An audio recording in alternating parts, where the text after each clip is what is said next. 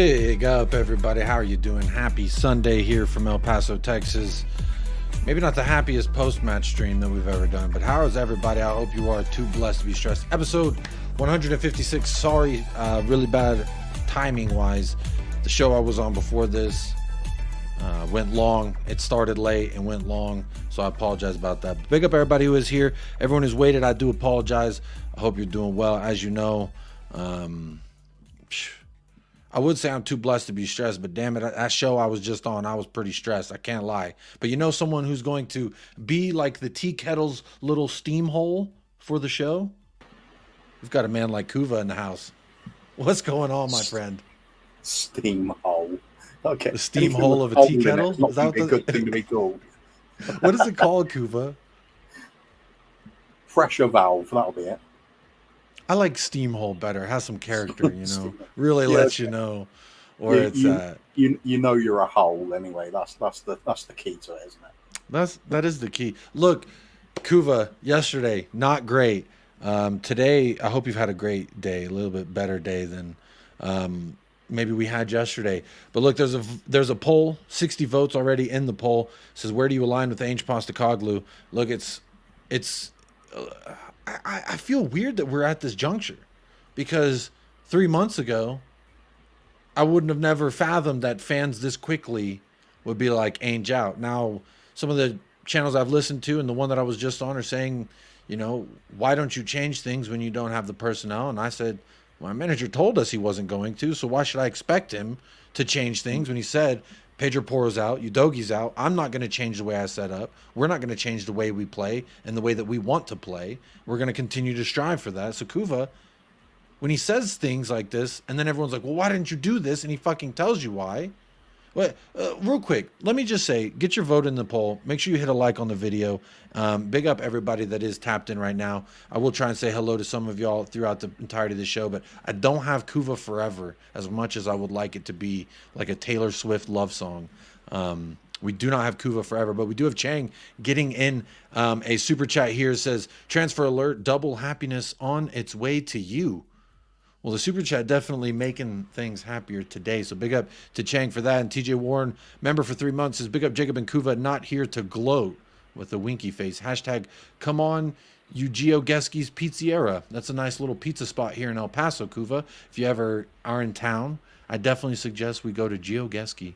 But big up TJ. I didn't know he knew that little. Talking about what's wrong with gloating? It's fun. You're supposed to when it's rivals. Go for it, mate. That's cool. We can take it. We're grown-ups. Speaking of taking it, we took a fucking ass whooping yesterday, Kuva. Yeah, it was poor. Defensive set piece, get taken advantage of. And then on the counter, absolutely obliterated. And honestly, we were I said this where I go, but people don't always listen. I said we were lucky that it wasn't 4-1. I thought that match could have been, if it wasn't for Vicario and some late crunching tackles from Van de Veen, I think that's a 4-1 loss, and we look a lot worse on the day.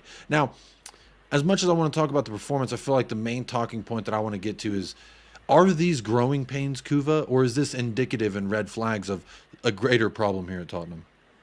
With ANGE specifically. Like, is this ANGE's fault because he's not, they're saying he's not adapting. Now, I say he has adapted, just not in as much of an adaptation as people would say. Like, his form of adaptation is not like a book to a movie adaptation, because there's a lot of things left out. There's a lot of things that change from a book to the movie. But I really think that, to me, these are just growing pains. We're going to go through periods where we look like shit and things aren't clicking. That's kind of my real broad view of it. But I want to know where your thoughts kind of at, because obviously in the beginning of the season, we were riding pretty high, Kuva. And not to say we've come sauntering down. Go on. All right. I was going to say, for me, the adaptation, that has to be done by the players. As far as I'm concerned, a football team is the extent manager's will. So if they have got to learn. Sorry, what's happened here? I was trying to click something to see if I could turn your mic up, and I accidentally muted you. So really great production quality going on here. But sorry, Kuva, continue. Sorry, I'm just messing with you. Oh, I was like, shit, it doesn't say he's muted. I think maybe he muted himself. I don't know. No, yeah. Anyway, I was saying, as far as I'm concerned, the players have to adapt to what the manager wants, not the other way round. The team is the extension of a manager's will, so they have got to learn to play the way he wants. We are clearly seeing at the moment that half of this squad is not capable of it. We knew that anyway. Half of the squad wasn't capable of playing the way Conte wants. Half of the squad wasn't capable of playing the way Mourinho wants. Even Nuno, how bad Nuno was, but that's also to do with the players not buying in or able to do what Side he note: was. I saw a West Ham channel or Nottingham Forest channel, and their title of their video today was "Nuno is cooking." Yeah, he wasn't a terrible manager. He was just a mid-table manager. I just thought it was funny. I saw a thumbnail said Nuno's cooking. I was like, are they talking about the same Nuno? But again, they are. Yeah, I mean, he made a reputation at Wolves, didn't he? Dragging him up from the depths up to a reasonable position in the Prem. Got him in Europa. Yeah, yeah. So I mean, horses for courses, though, isn't it?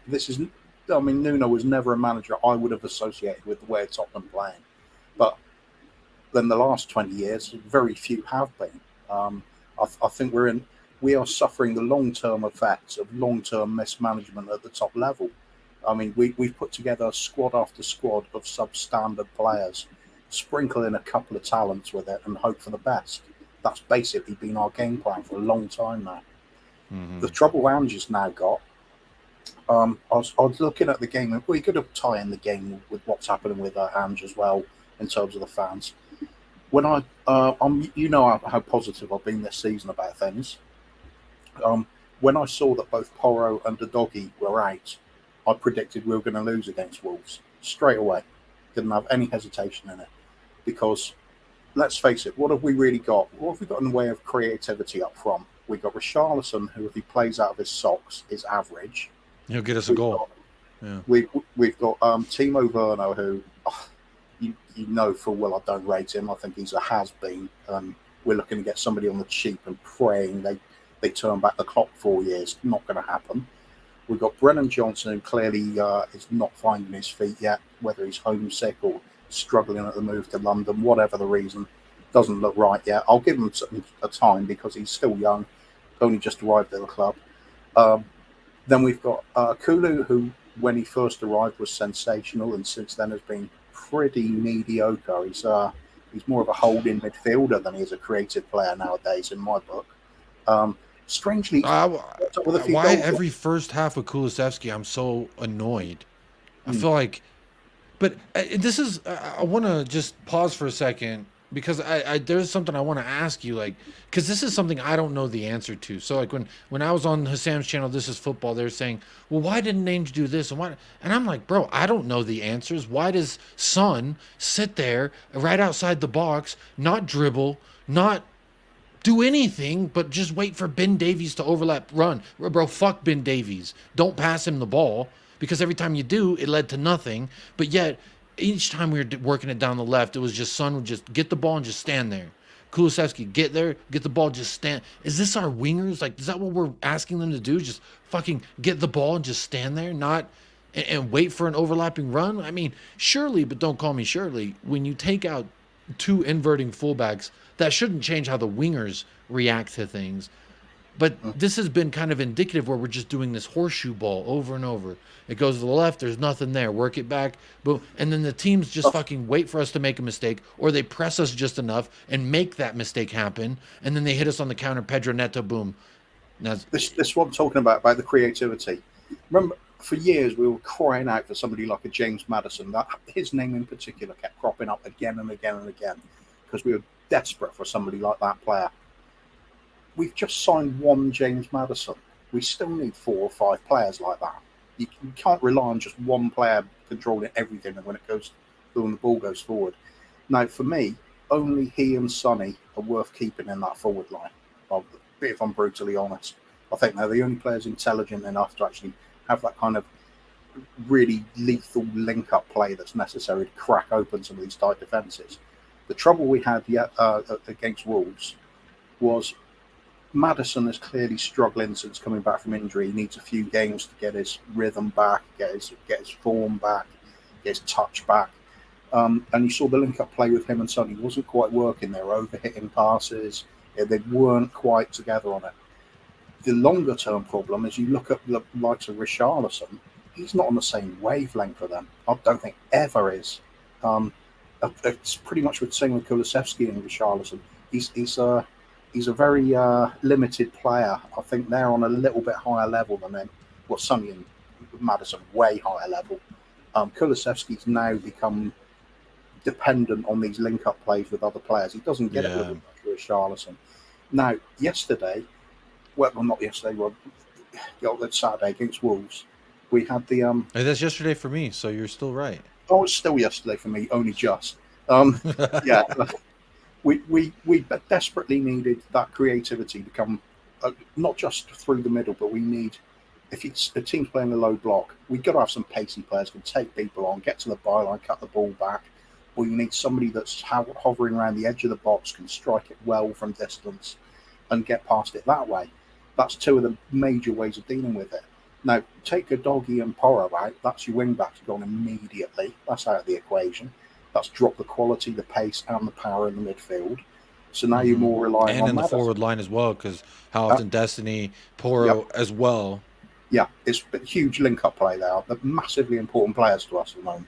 The drop down to Davis and Emerson is just, you know, I've got a new analogy for Emerson. Do you remember the YouTube? Do you remember the YouTube video? Duke, do you want the ball? No, I don't know That's what that him. is. So you're saying it's a YouTube video called Duke, do you want the ball? Yeah, you'll like it when you see it. You'll know what I mean then.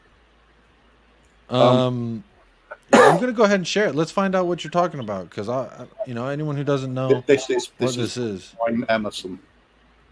Hang on, there we go.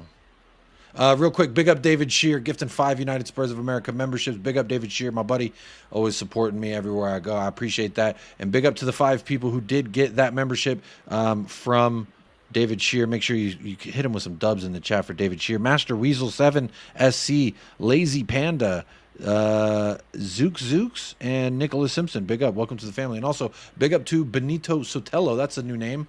With a $5 super chat, says, at least we have our, quote, richest club in London trophy, with a shrug emoji. Big up from San Diego, brothers. Big up out there. I'm out here in El Paso, so you're just an hour behind me, but you wake up just that much earlier than I have to wake up for Tottenham Hotspur games. So don't ever let anyone tell you you're not a real fan, man, because we wake up at crazy times. But big up Benito for that super chat. I do appreciate it. But let's figure out. So you're saying this is Emerson Royale. What is this? Duke, do you want the ball? What the hell was that? Duke, do you want the ball? That's Emerson. Let me ask you a question. When Pedro Neto had on that second goal, when he had, I mean, to be fair, he had all that acres of space in front of him the entire day. But when he was running into that space, Kuva, I remember I was clipped up on a few different reaction channels that do this is their reaction to the thing, and I said on there, I was like, Emerson one-on-one with Pedro Neto, will he get there? And I remember being like, why did I ask that fucking question? Of course he didn't get there, dude. Like, what?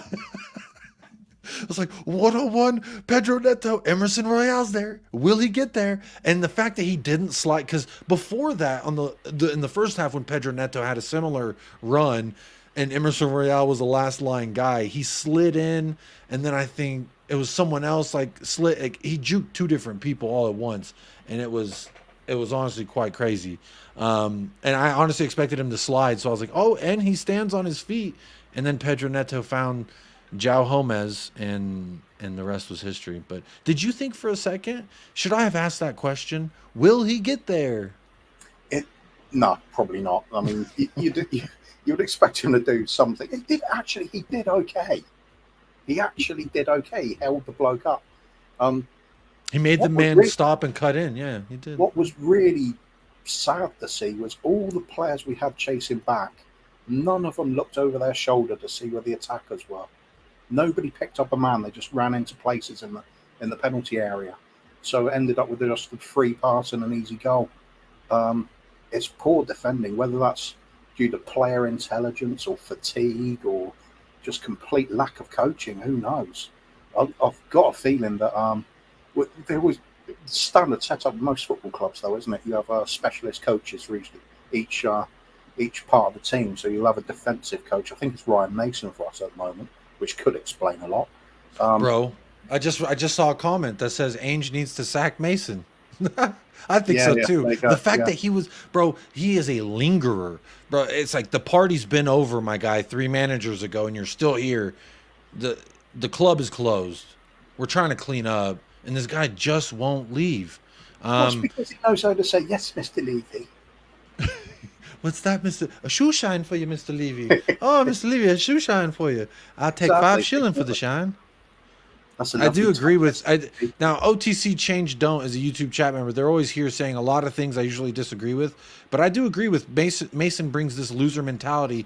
I don't think he brings it. He's been here and it's here. He helps it. It's like that fart smell, man. There's just a fart smell in the room, and it's not going to leave till you get the ass that's farting out of it. And he is one of the many asses farting in the room. So I agree with you here, OT Change Don't. I think going way back, remember Tim Sherwood for us? He wasn't the greatest manager in the world, but he did say something that I totally agreed with at the time. And he said sometimes you can't just be everybody's mate. You can't have all of your pals on the team. Sometimes you've got to be nasty. You've got to drag the fighting spirit out of each other and get through things. Ryan Mason, for me, is too much of a nice guy. I think you want a defensive coach. You want him like the drill instructor on Full Metal Jacket, don't you? Shouting in their faces, do this, do that. My God, you better get in line. You better do this. You better do your job at all times. Need this. The reason they call it defensive drills is because it is like that. It's routine. You are supposed to know what you're doing all the time. It should be like memory foam, shouldn't it, for the brain? It's like muscle memory. That's the word I'm looking for. It should be something instinctive. You lose the ball, you check where the opposition are, you get into a position, you pick your man up, you defend. We're not doing that. We seem to just be running back at times. If we haven't got the full strength team in place, and that means Porro and the doggy chasing back there, we're weakened immediately. When you're missing Romero, like we were for one of their breakaway goals, you can see there's like almost a lack of leadership there at times. The organisation has gone. They look like individuals have run back. There was no shape. There was nobody picking up anybody. Yeah, it was just everyone. The highlight of our transition to getting back in our defensive shape was like fucking ponies that just got let out the stable. You know what I mean? They're just fucking running. Big up Shafay says my only highlight from the day was after the game. Big Ange said we must be better, and it was his job to get us there. I believe he can do it. Big up Shafay for the £5 super chat, my friend. I do appreciate that. Real quick, Kuva, I gotta ask: are you Ange out? No way. No way. Do you think? I mean, do you think he's now? We're talking. You mentioned, and this relates to what you were just saying. So we have those players out. There's a massive drop off from Emerson Royale and Ben Davies being our fullbacks from Pedro Porro and Udogie, the best left back and arguably the second best or third best right back in the league thus far. When you're missing those two, I'm going to ask you the question that I was asked. Is it Ange's responsibility to adapt and change things because we are missing those players? To me, he said, I'm not going to and I won't. But what do you think? Here's the real question is, if it was Conte or Mourinho still here and they had this same squad and you're relying on Udogie and Porro, are you going to be able to do something effective with Emerson Royale and Ben Davies coming in? And I would say no. If you're looking to attack, neither of those two is going to do anything for you. So either you have to completely abandon your system of play, in which case why bother even trying to instill that standard in that system. You have to stick with it when times are hard. Players need to adapt. It's not the manager that has to change everything. It's the players have to find the way. Now, I'm all for it. This is at the start of his reign. If it was 3 years down the line and we're doing this, there's clearly something wrong. But right now, Ange is finding out about the players. He has to learn which ones he can trust, which ones are up to the job, and the players need to find out about themselves as well. Some of them might just not fancy this kind of thing. So if it comes down to sacking the manager every single time that it's not going to plan, we're always going to be doing this. In fact, it's like fans buying into what Levy does anyway. He gets all the flack for sacking all these managers, but the fans want it half the time as well. It's like we have a section of fans that ask begging for Bro, blood. Twitter. I've actually had to stay off of Twitter because it's just every other tweet is someone being like, Ainge is naive and he's found out and this, that, and the other. And I just like, I'm really struggling with understanding how some people feel so adamantly like he's gonna be a failure. To me, that's crazy. Real quick, got another super chat here from a user, £5 dono. Big up a user. Appreciate you sponsoring the show tonight. Says, to all the Ainge haters out there, I have a simple question. If a car does not have genuine parts fitted, do you blame the driver or the garage? That's a great, I think that's a F1 reference. And I love it. Because this is kind of what I was trying to say is like, from the jump, and I think, Kuva, you would agree with me on this, I've always blamed our squad level on the owners because that is who is fucking responsible. This guy came in and he's making do with what he has in his first 6 months. Kuva, we haven't had a manager start a season and end that same season since Pochettino. There's clearly a problem with these players and the club, and it's not necessarily just the man. Like,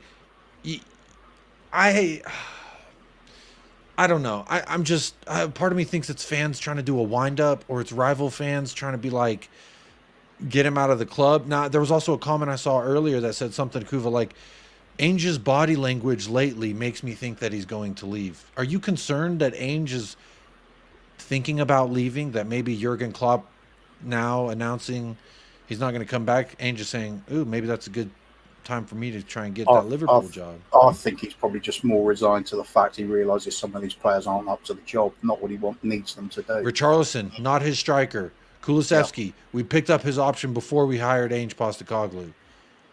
There are players in this lineup that Ainge did not say, this was my guy, this is my signing. Pedro Porro, same thing. Destiny Udogie came out and said, I'm not used to playing this position. It also goes back to what I was saying about even with previous managers. The reason I didn't want Conte and Mourinho wasn't because I didn't think they weren't good managers. It's just I don't like the style of play. It's a preference. The same problem they had when there are players that physically cannot do what the manager wants them to do, you've got problems.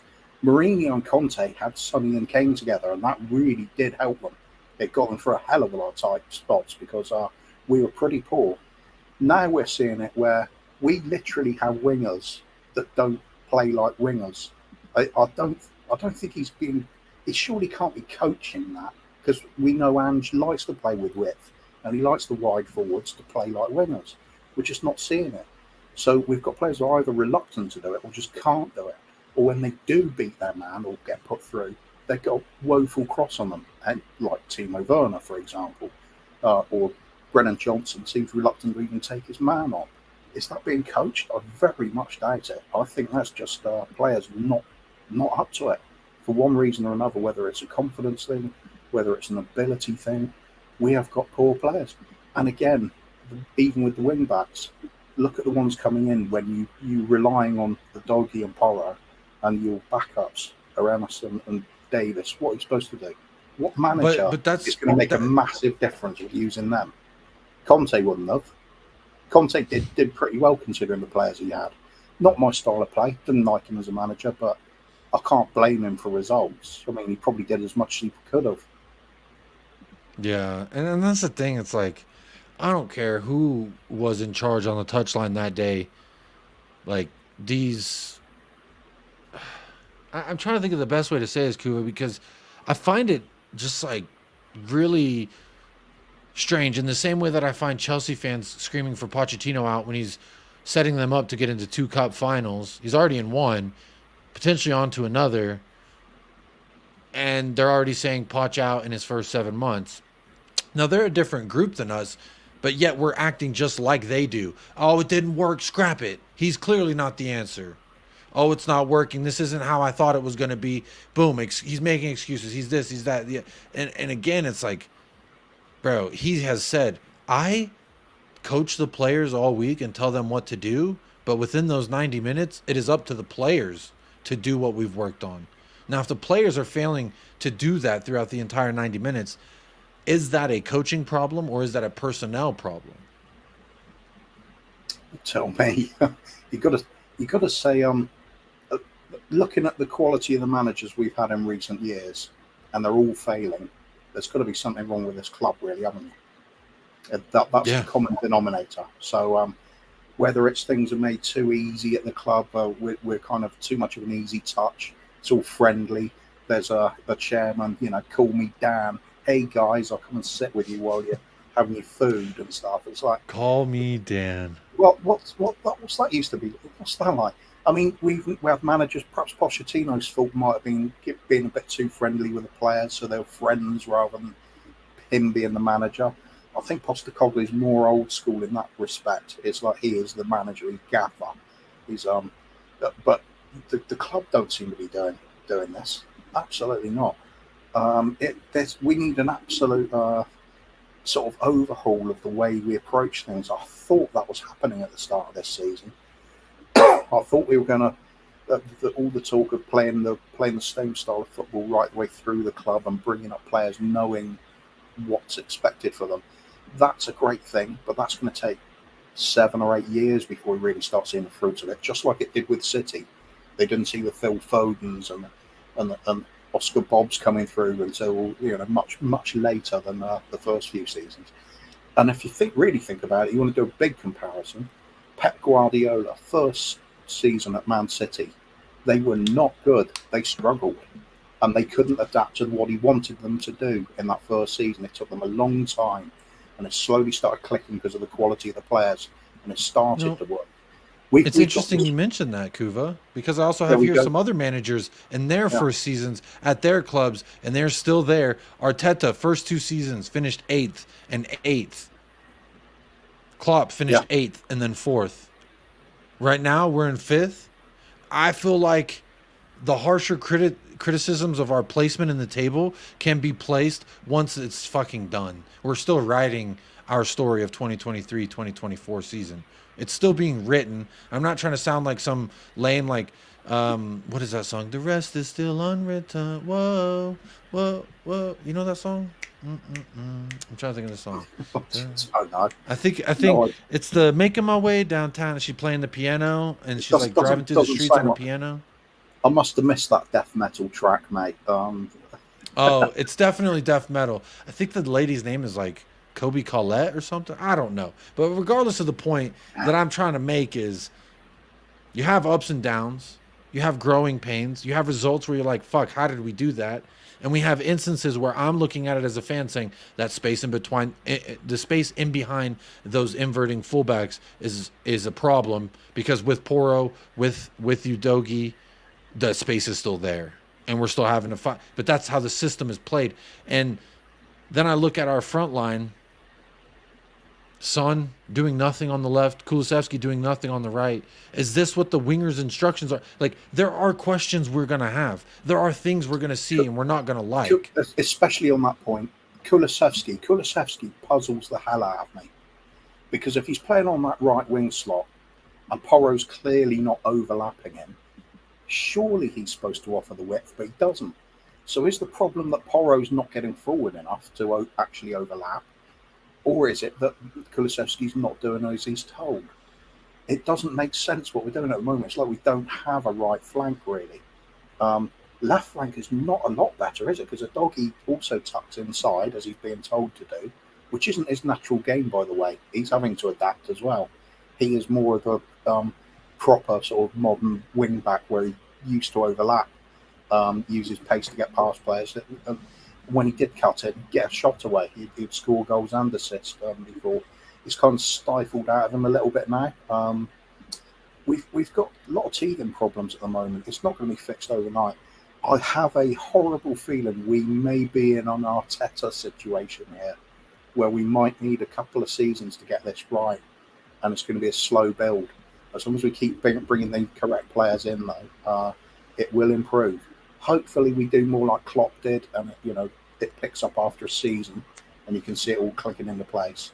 But at the moment, we're just a jumbled mess. Injuries and suspensions brought us off the rails earlier in the season. We haven't really recovered from it properly yet. So you're going to say, so Kuva, before you finish that statement, would you say it's because Ryan Sessegnon got injured at the U21 match before we kicked off, that is the reason that we just haven't had Sessegnon? And when we get Ryan Sessegnon back, we're going to be all right? Is that what you're saying? Quick little fun fact about Ryan Sessegnon. He scored as many goals and played as many games in his only senior season at Fulham as he has in his entire 5-year Tottenham career. Wow, that's lovely. I think he played about 3 more games than I think he played 35 for Fulham, and he's played 38 for us in 5 years. We've got fans who think he should be playing, or we should extend his contract and stuff. That's just like mind blowing. I understand the people who are like, I feel bad for the kid because he has this talent that we saw and we just ain't seen it since he's been at Tottenham because he's always injured. I don't really feel bad for him because guess what he could do with them tears? I'll sell him to Fulham tonight. But the thing that he could do whenever he has those tears of, injuries and woe, I know it's a little insensitive, but I'm going to say take that wad of cash you get every week, the 60, 80,000, whatever it is, and just do this. Order some food delivered to your house because guess what? Money ain't a problem. Like I said about Emerson as well, same sort of thing. To actually get paid tens of thousands of pounds a week to basically not do your job, that's genius. Wish I could do that. Bro, 5 years. That's why Eric Dyer wouldn't leave. He was like, bro, I'm chilling. I'm making money. All he needs to do is sit in the club restaurant and talk. It was with the U21s. That's right. Sessegnon got hurt with the U21s. Played 37 minutes with a bunch of children and said, owie, my hamstring. Again, that is not a problem that Ainge said, let me get Sessegnon and let's just have him fucking hanging out for 5 years. Let's get Ben Davies and have him get his 10-year little anniversary. Let's have Davinson Sanchez and Eric Dyer and Pierre-Emile Højbjerg and Oliver Skip and Richarlison and Kulusevski and Emerson Royale and whoever the fuck else you can throw in there. He literally walked in and said, all right, y'all, this is what we're trying to do. Now who can do it? And most of the people fell off, but you still have to put up a fucking 20-man roster every single game day. And look, I was a little bit like our bench was better than it's been most weeks. This week and last week and this week were the best our bench has really looked all season, if you ask me. But does that mean our bench is good enough when you have Giovanni Lo Celso and Pierre-Emile Højbjerg coming on to try and change a game? Bro, they're not going to change the game. They might change it for the other team, but they ain't changing it for us. I mean, Højbjerg has his use, doesn't he? I mean, if you're trying to see out a game and you just want to shore up things at the back, throw him on, waste time, and just chase the ball down all the time.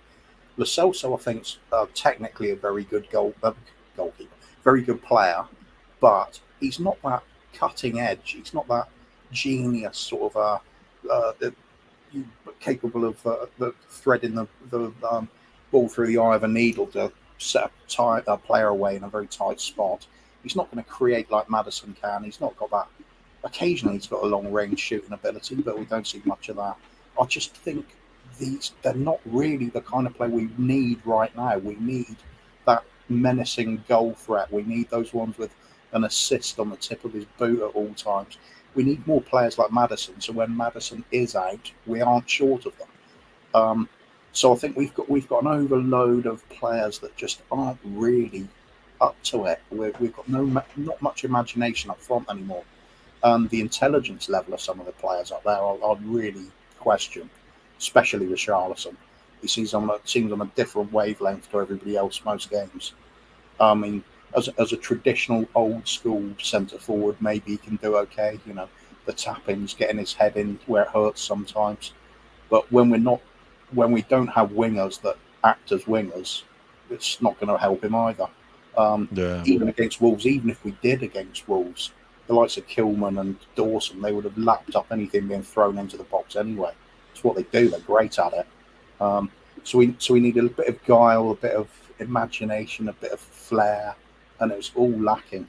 And the players we needed it from, Maddison, Sonny, they just weren't on it either. So there we go. Yeah. You're just going to lose at that point. That's the trouble with the squad we got. It's going to take time to put it all together.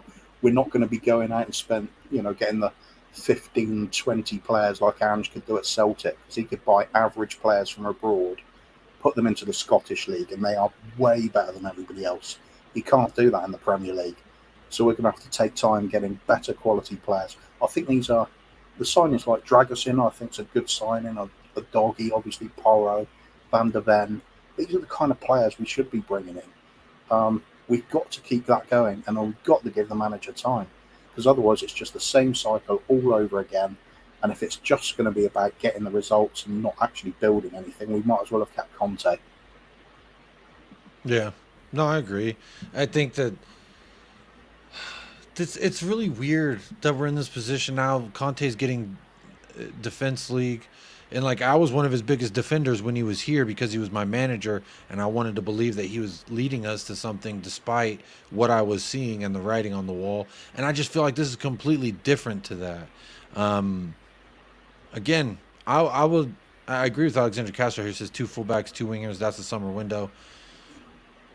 Maybe even a midfielder in there too. We're gonna need a legitimate 6. As much as I hate saying it, as much as Ainge doesn't want us to say it, we do need a 6. Because Basuma's an 8. Pablo Matasar kind of plays as an 8. And at times they're all asked to play as a 6. It's interesting. And our manager has basically said, I don't want a 6 and an 8. I want midfielders who can play my system. Fuck the numbers. And I kind of agree with that. And there was a question too, I think from Paul, asking if Ben Davies was our longest tenured player. Yes, he is. Yes, it was Hugo Lloris, and then once he left, it became Dyer and Davies, and once Dyer left, it is now Davies. But there we are. Look, I have some quotes here from the gaffer himself, if you want to indulge me. But the main thing that I want to take away from today, this, Ange, give us your assessment of that. Yeah, disappointing. Again, thought, first half, we controlled the game well enough. We just weren't threatening enough, or really sort of dynamic enough, and allowed sort of Wolves to get comfortable in the game. They obviously get their goal, and then second half scored early. We kind of dominated and had them pinned back, but again, didn't really take advantage of key moments. And once they got the second, it just made it difficult for us. What does that come down to when we're dominating? he looks fucking pissed, would be my first assessment here, Kuva. He doesn't look happy. Now, he wasn't happy last week either, even though we did...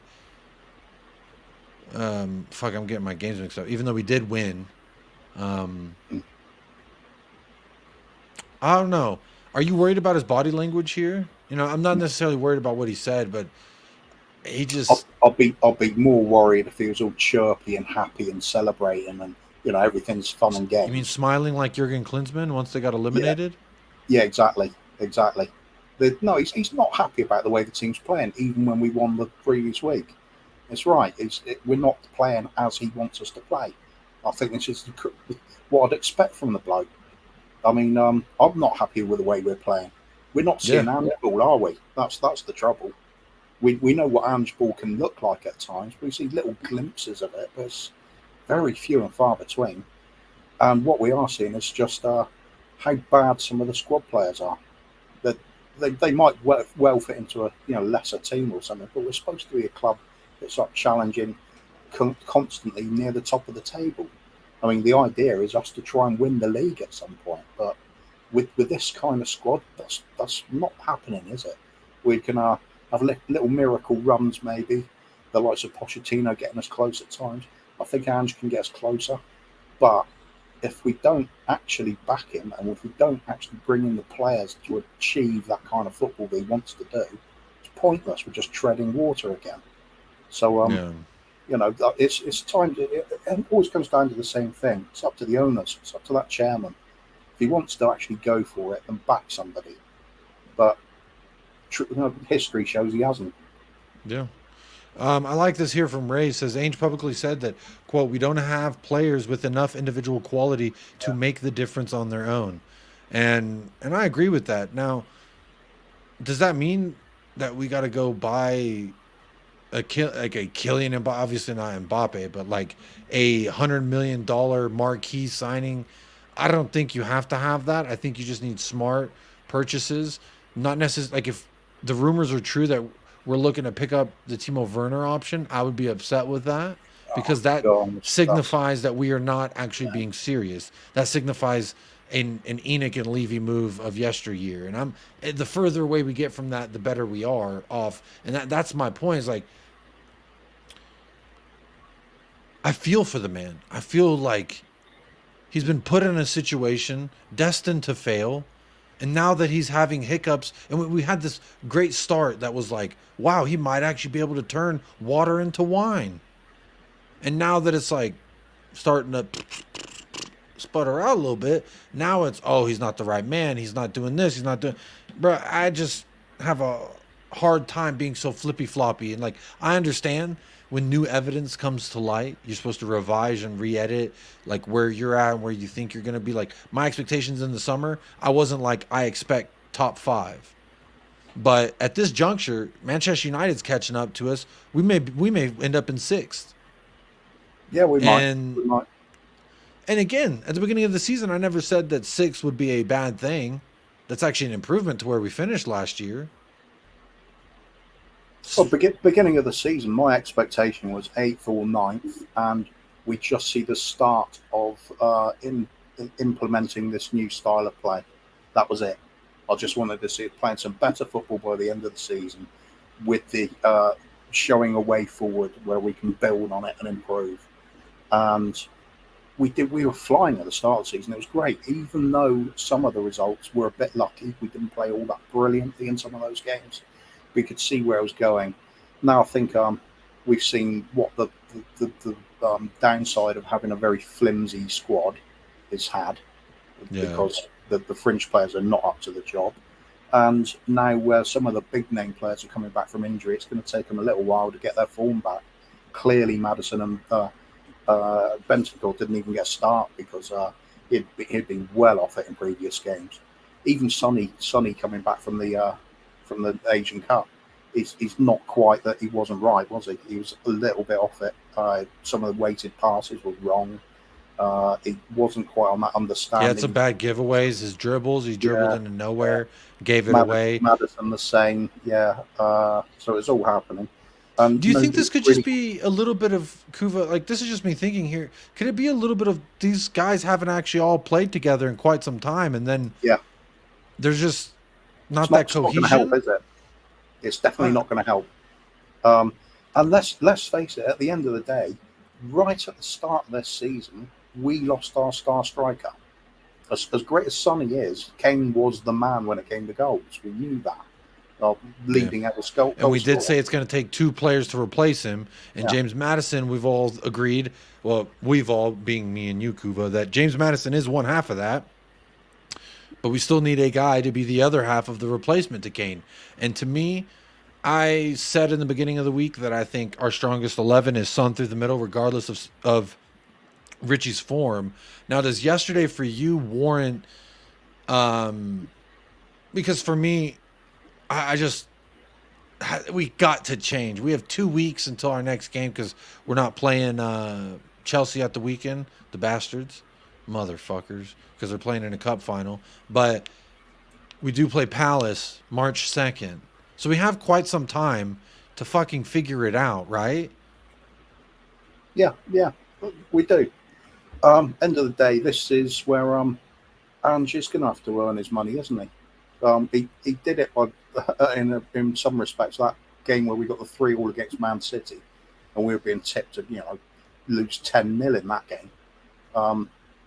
So you need to find a way through some of this stuff. But at the end of the day, you saw us camped around their penalty area, passing the ball around, looking for an opening. Every time we tried something, they were up to it. You have to give them some credit for that, but what it really pinpointed at us as a unit, our attack is pretty blunt at the moment. Bar that one little amazing bit of dribbling from Kulusevski that got the goal, we did not offer much. We didn't look like we were close to scoring. We didn't look like we could get before that, Richard and then Morrison after that anyway. too. Yeah, I kind of felt like It that goal kind just came out of nowhere, and then we went back to the West the way we were playing the first 45. It's kind of reminds me a little bit, although I'm always going to slag Richarlison off a little bit because I just don't think he's that good a footballer. But he is still a centre forward, and he has the same trouble that Kane had. Even Kane had that trouble with us at times. Some matches just can't get the ball to him in the box. If that's the case, how is he going to score? So, how much is down to him entirely, and how much is just down to the team? For me, against Wolves, it was the whole front. Everything in attack was just blunt. Nobody was having a good game there. Absolutely none of them. And even I saw even Romero getting criticised as well. And I thought that, the bloke's now having to cover a right back position as well, because it was Porro who was doing a good job for us. Then suddenly got Emerson on there, and I saw the amount of time he had to spend out on that right flank, tidying up places where Emerson should have been. But then it's another one. It's just, do you blame Emerson for being a poor player, or do you blame the bloke that signed him? You've got to blame the bloke that signed him. Wasn't that Steve Hitchens' last hurrah? Was like, Emerson on deadline day, you fuckers, bye. And then he just dipped. What a fraud. Big up Hugo. See, look, if a Arsenal fan is saying hashtag Ainge out, clearly there's something he's doing that is good for us. Because to me, I say Arteta in. I say Poch in. I say Ten Hag in. Because I do believe they will fail. And the longer they're there, the better it is. So if a rival's coming in here saying Ainge out, clearly he wants to try and do what's best for his club. And what's best for his club is if we got rid of Ange Postecoglou. So for me, again, that's right. Remember when it was all going really badly under Wenger for Arsenal, and there was always the fans were always singing, "We want you to stay. We want you to stay." Bro, they were fighting in the stands. Yeah. Wenger in, Wenger out. They were like fans. Civil war was happening within the Arsenal fan base because of Wenger.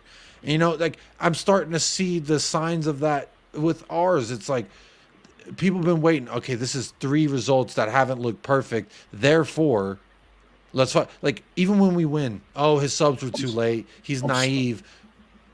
I'm sorry, I'm just being childish. I just love the way you called him Wanger.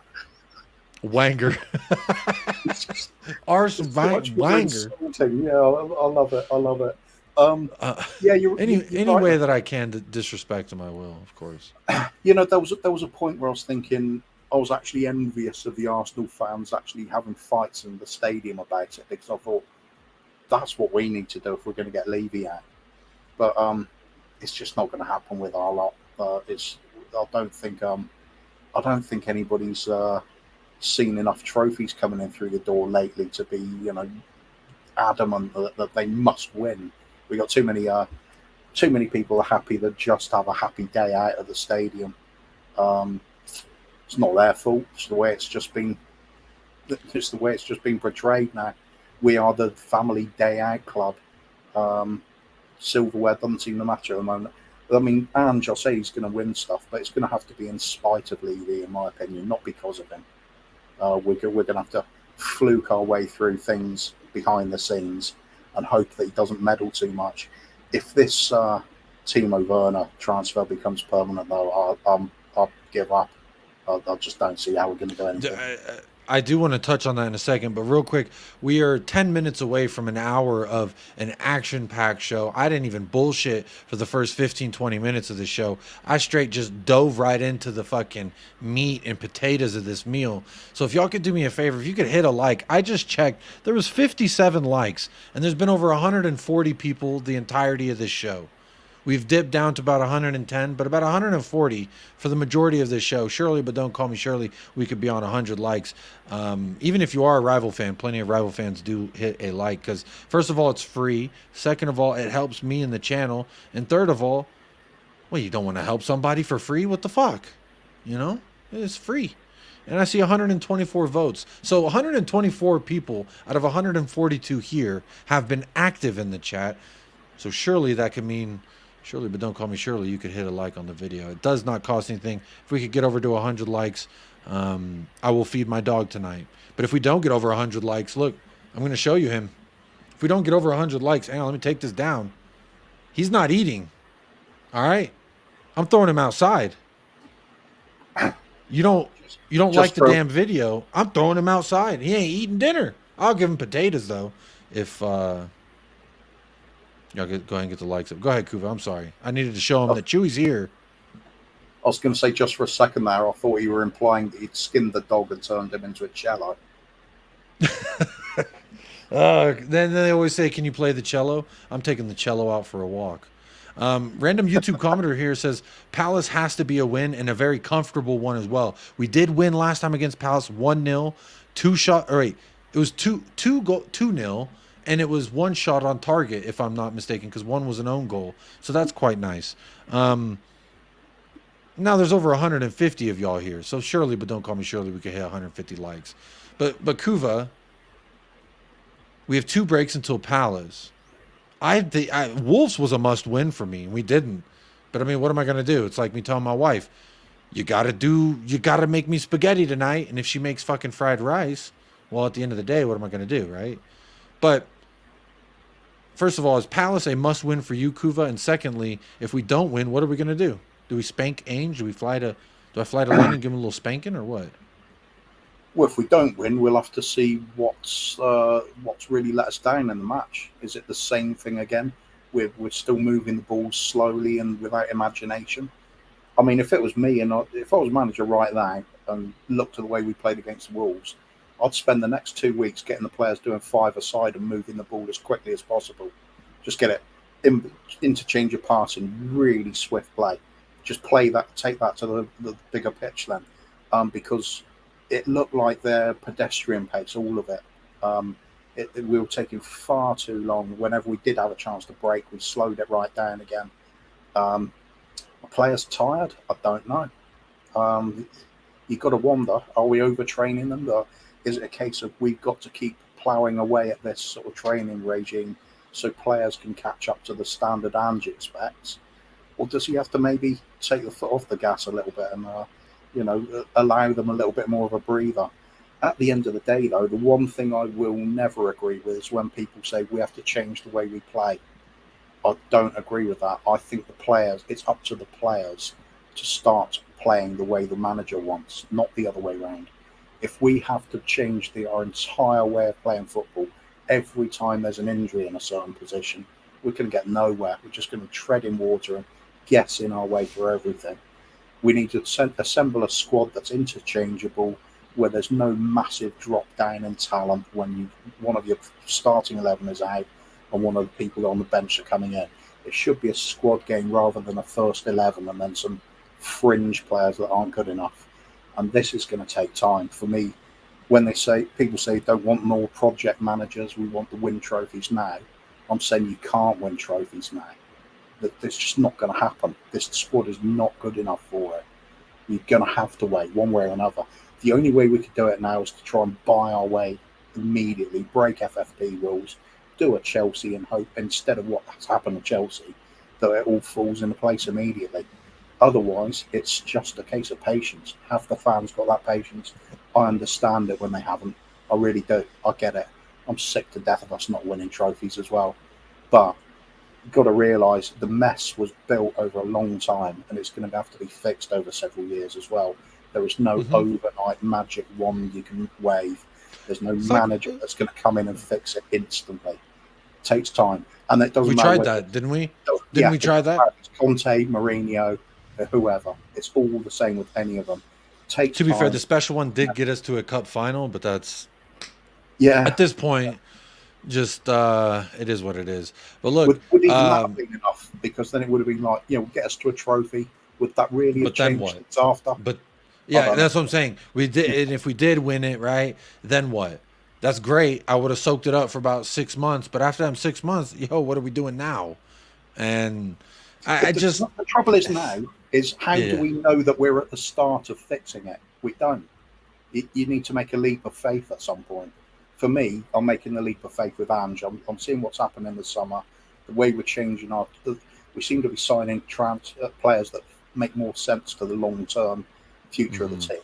We changed the way the academy structure works and the way they're playing throughout the club is all in line with the first team. All the stuff I wanted to see for a long time. I have to believe we're on the right path now.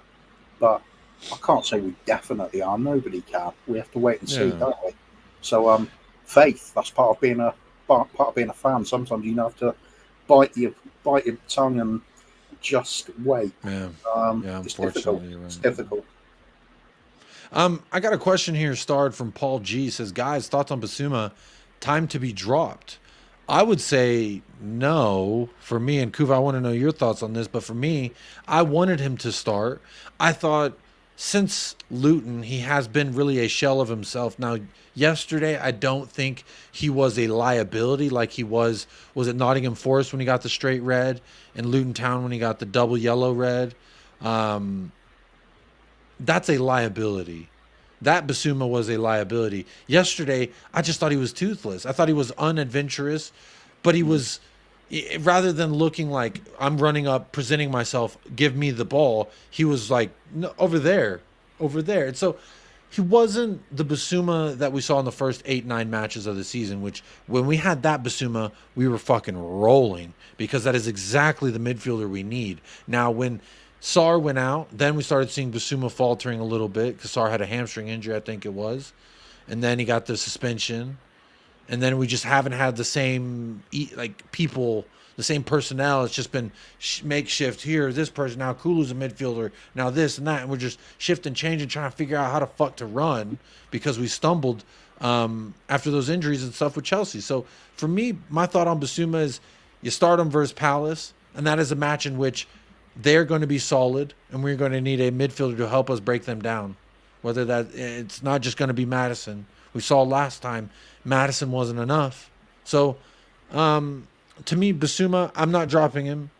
Bentancur has showed moments where he's looked like himself, but overall has been about if I break him up into 3 pieces, 1/3 of it has been good, whereas 2/3 of it has been like he's second guessing. And that's not saying he's a bad player, he's washed or anything, but that's just saying that I think we all know it's legitimately out there that he rushed himself back from injury to help the team because everyone was fucking dying. Everyone was falling and dropping and this and that. And he said, Ange, I'm going to rush back from injury and help y'all. And he's looked like he did that. So for you, Kuva, for me, my own experience of playing, 2 things really stuck with me. That worsened my game. The first was injuries, because if you come back from having a fairly nasty injury, you are constantly worried about it. You have to, that first big tackle you go into, that's massive. If you come out of that and the confidence returns, you're fine. If it feels a little bit off, it plays on your mind. You are not on your game then. And the second one is making mistakes. If you make big, high-profile mistakes, it plays on your mind with a lot of players. Of course it would. It's been televised. It's been shown all over the world. People are going, oh, look what Basuma did. Or look at that dive and that. It's going to play on his mind as well. We've lost that player that we had at the start of the season. The player at the start of the season was looking like the best central midfielder around. Yeah, maybe not Rodri standard, but who is? But, we were talking about Declan Rice being the weaker signing out of the 2. Since that, because Basuma was absolutely sensational to start with. He was that rampaging bull. You couldn't get the ball off him. He could shrug off 3 players and sprint forward with and the be ball silky with the ball too. Not just a bull, but a silky bull. A bull with ballerina feet. Closest we have to Dembele, basically. And what a player he was. Oh, imagine we had Dembele right now.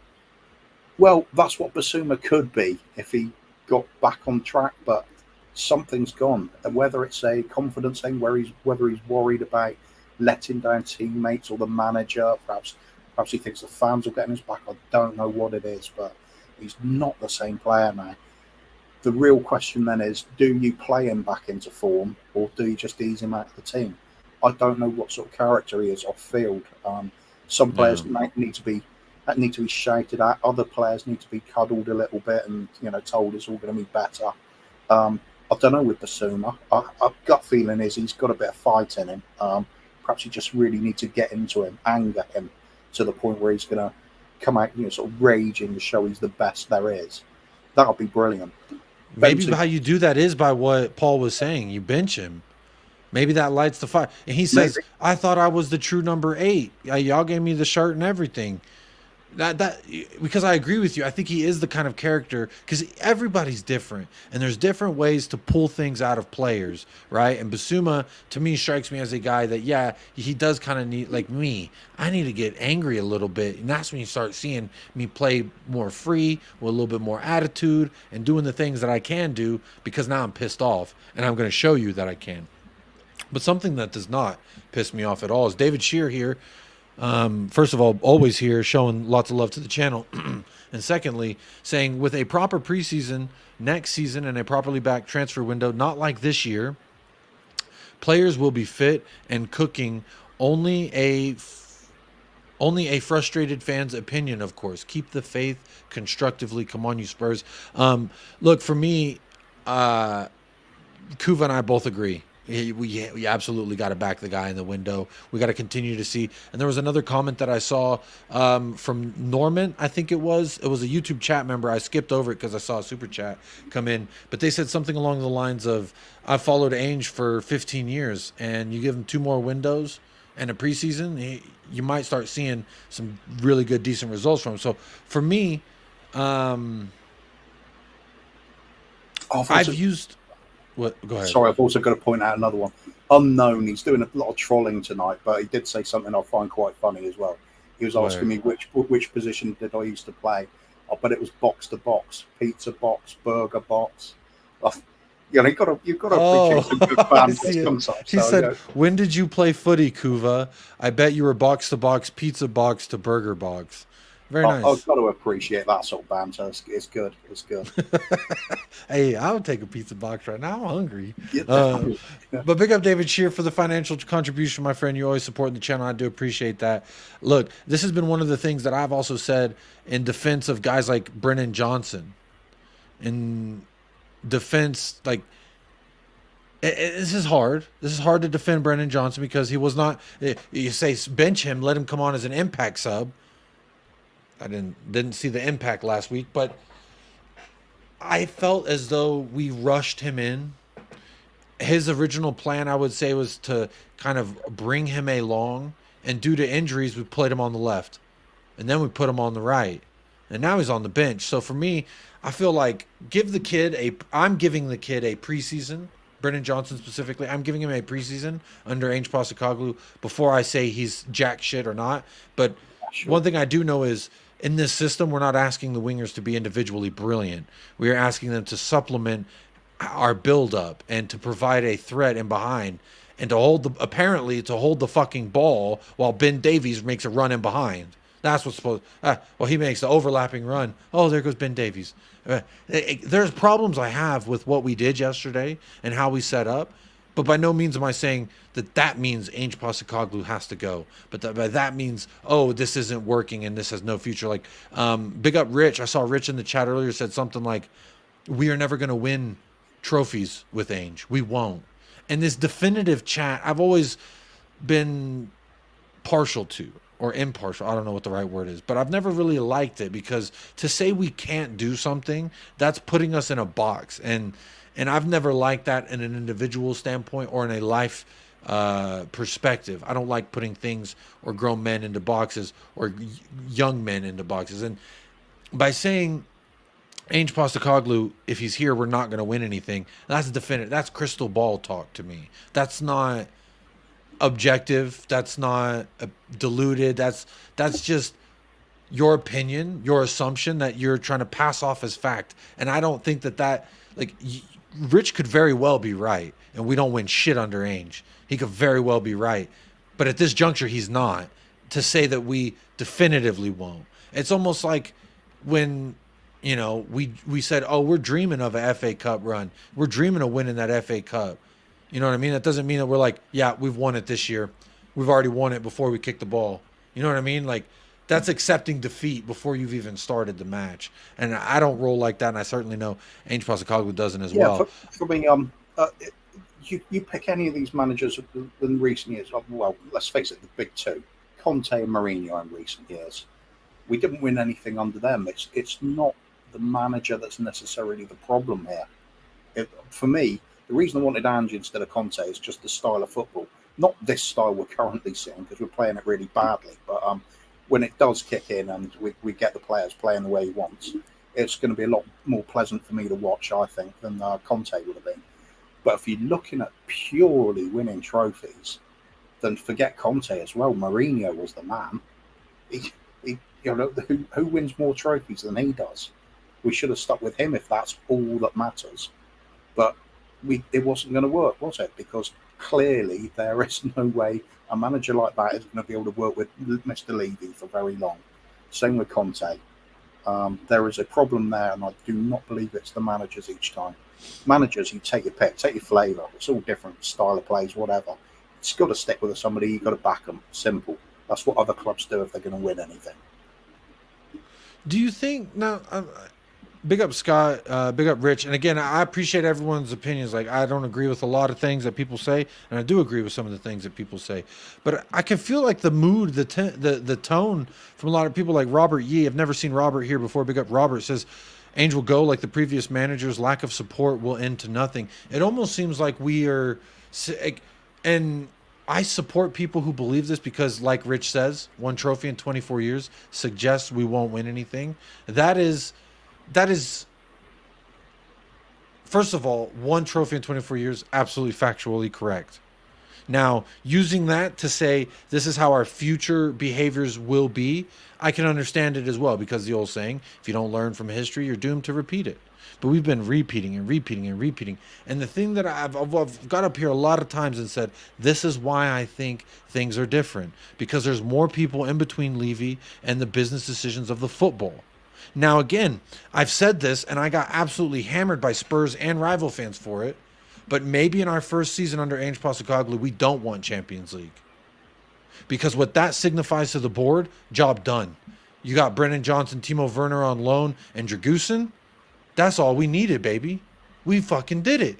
We got the squad we wanted because we now achieved Champions League. And that's my fear. That's why I've always gone with the notion of, is this really that bad? Like, bro, in the 24, 48 hours of a game, I was absolutely fuming. I was so pissed off yesterday. I didn't want to chat in any chat. I didn't want to talk to nobody. I just hold my son, kiss my wife, and remember my life's blessings. And then I get back into a good mood. And then I start thinking about the football again. And then I get more objective and less passionate and more like deductive reasoning around it.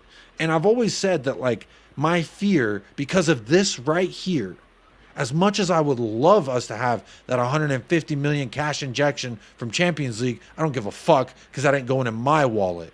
Now, if I was getting 10%, talk to me nicely.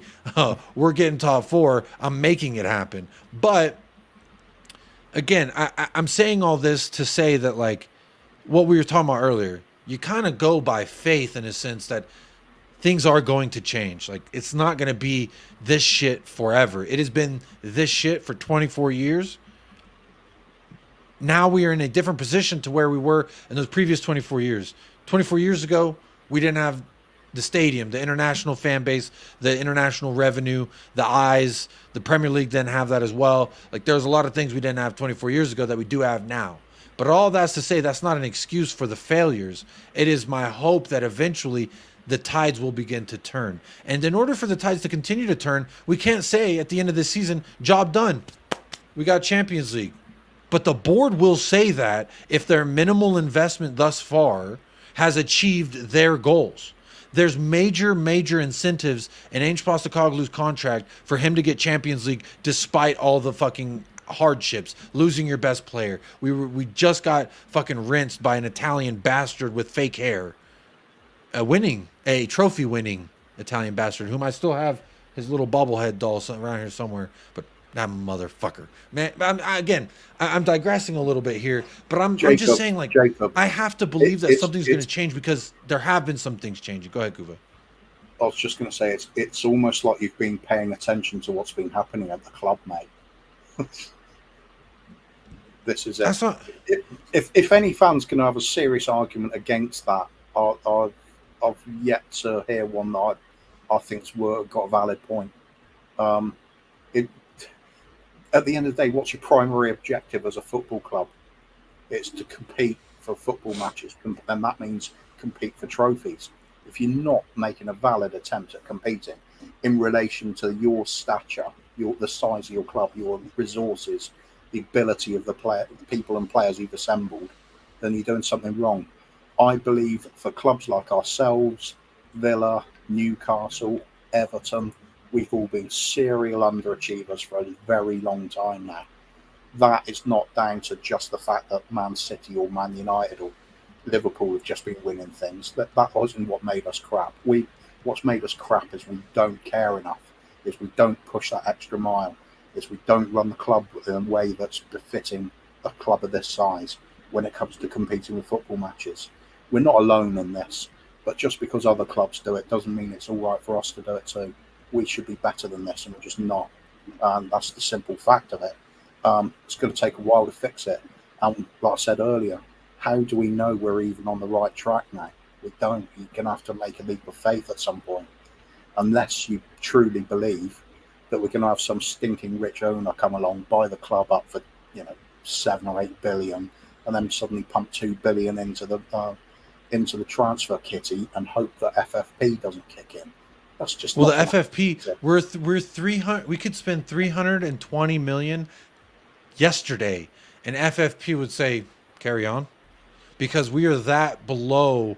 Like, we make so fucking much that we are so below that. Not saying we have 320 million at our disposal, but if we chose to, Kuva, we could spend. If Joe Lewis said, "Oh, look, these fraudulent charges, they've been dismissed. Now I can invest my yacht money into the club like I wanted to." I'm not saying he wanted to, but again, real quick, I want to say big up from everyone who's jumping on over from Footy Judge Mo. We've just over 100 people have joined the stream, and I'm sure it's going to be a lot of woos, a lot of wolves. Kuva, they're going to come in here and they're going to be like, woo! That's the spirit of the wolf. It's part of the shtick. But real quick, while you are here, if you are new, make sure you like the video, make sure you subscribe to the channel, and hit an option in the poll. Let me know where you're at with ANGE Postacoglu. Maybe you're a rival. But over 265 people in the house. I hope you all are having a great Sunday or Monday, whatever it may be for you. Make sure you hit a like and subscribe on the channel. Support everybody, even if you aren't a Spurs supporter. Plenty of Arsenal, Liverpool, United, Chelsea fans all coming in here. Even Newcastle fans come in here. Get a couple Plymouth Argyle fans. That's what I'm talking about. We international, baby. America's #1 Tottenham Hotspur fan channel. So isn't that quite nice? Make sure you are subscribed. But big up everyone that did come on over from Footy Judge Mo. Thank you so much to the corrupt judge himself, who doesn't like a little bit of corrupt justice. But Kuva, Scott M is in the chat, and you know how often we disagree with Scott M on a lot of things. But this, Scott M hit the nail on the head. He hit the whole kit and caboodle with this. He said problems at the club are in this order. Number 1, the owners. Number 2, players. And number 3, manager. If we don't fix 1 and 2, then the third doesn't matter. If Jose Mourinho, Nuno Espirito Santos, Ryan Mason, Antonio Conte, Christian Stellini, and Ryan Mason one more time doesn't solidify this as fact, then what are we even doing here, Kuva? But for me, I agree with Scott wholeheartedly with this. You absolutely hit the nail on the head. Now, I do want to have another question starred. I want to get your opinion on it. And I brought it up. It's Kulisevsky. Now, I have a couple tweets and a couple things to talk about with regards to him. But Bob Down Under asked about 20 minutes ago. Says, Jacob and Kuva, what does Ainge do with Kulu? On the right, I don't like him as a right winger. He's very much ineffective. He was that way yesterday, and he's been that way on the right wing for me for most of the time that I've seen him there in Ainge's system. Now, when we moved him inside centrally as that James Madison kind of backup, he started cooking a little bit. Got the game winner against City, And then all of a sudden we start saying, hey, maybe that's a good position we could put him in. What are your thoughts on Kulu, and how do we get the best out of him? Or is he reverting to type? And this is kind of why at Juve he got left to rot on the bench, because he showed you his quality, and that's kind of all you're getting. For me, he showed it, and I was like, bro, he's 20-something. He's got to keep building on this, get better and better and better, and that never happened. And for me, I've seen Kulu be bad longer in a Spurs shirt than I have be good. But there have been moments of greatness, but more bad than good. Where are you at with Kulu? He's a frustrating player for me. He's definitely got the ability, but often his decision-making baffles me. We all know he cuts inside all the time. For me, I think if you're really going to get the most out of Kulusevski, you've got to start saying to Porro, just get on the outside, overlap him constantly, because then it gives the defenders the headache of, is he just going to slip the ball in for Porro to run onto, or is he going to cut inside? Because if you just give him the choice by himself of what he's going to do, it's always inside. And so get the most out of him. You play with somebody who's acting more as the winger, and Kulusevski is more of an inverted winger.